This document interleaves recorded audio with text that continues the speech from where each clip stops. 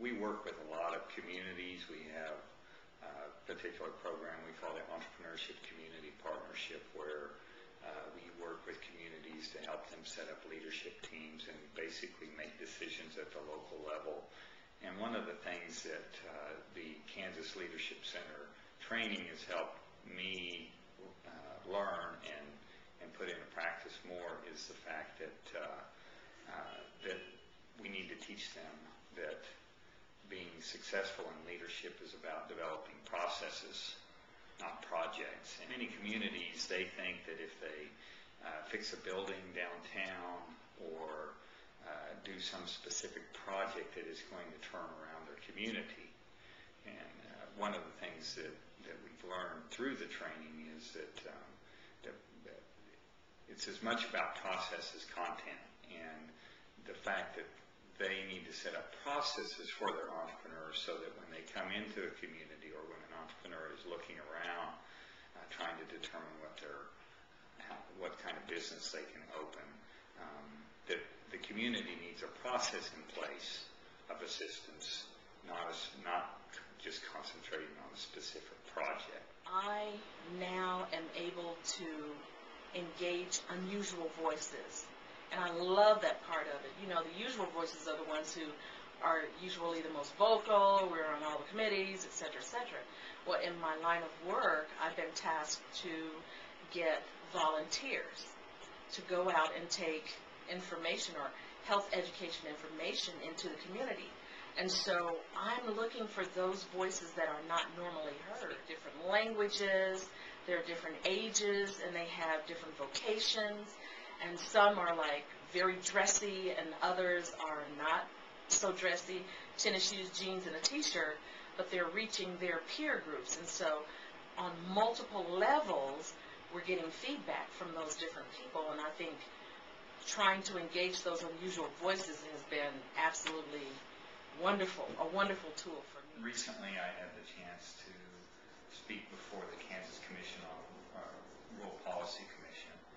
And one of the things that I now emphasize when I'm talking to decision makers, policy makers, is that we cannot have technical solutions to adaptive problems. Now, I don't come out and use that language, but what I do talk about are the facts that we can't think about solving rural issues in rural communities on a project-by-project basis, and that anyone in policy making needs to think about processes. What processes are we putting in place, not what projects are out there to work on. In just 5 days, the group was able to peel back so many layers, protective layers, I would say.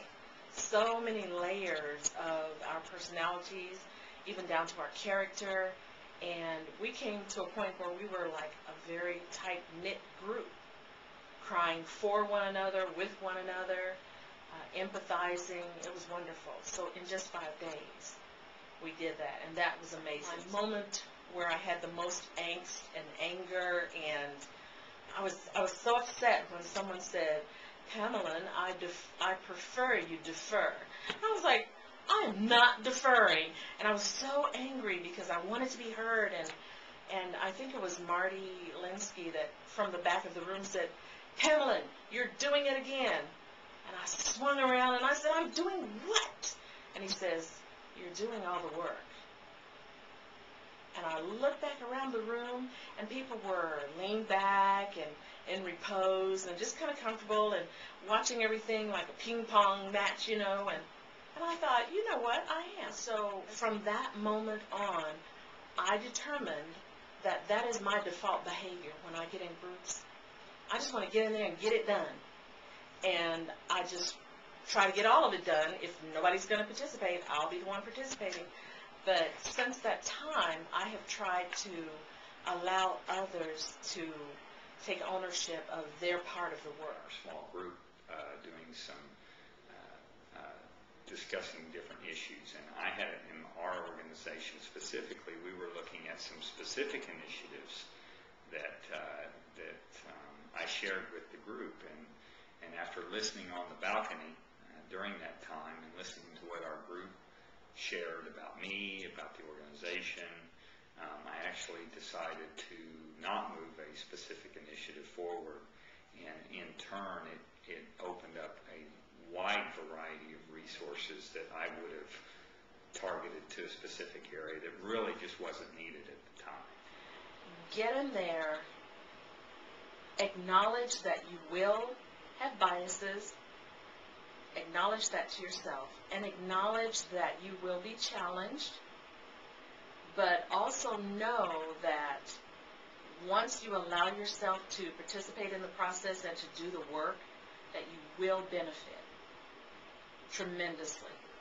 Tears and all, the layer peeling back, all of those things, challenges to our default behavior, all of that, getting on the balcony, getting off the balcony, allowing others to do the work, you will profit from this process. I can't say that enough.